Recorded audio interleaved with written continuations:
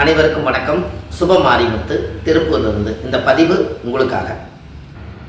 திருமணமே தடையாக இருந்தால் 40 வயசாகி 35 வயசாகி 40 வயசாகிங்கோல உடம்புடைய தன்மையெல்லாம் மாற்றமாகி கல்யாணமே நடக்கலைன்னா கண்டிப்பாக அவங்களுக்கு ஆணாக இருந்தால் ஒரு பெண்ணோட சாபம் இருக்கும், பெண்ணாக இருந்தால் ஒரு ஆணோட சாபம் இருக்கும்.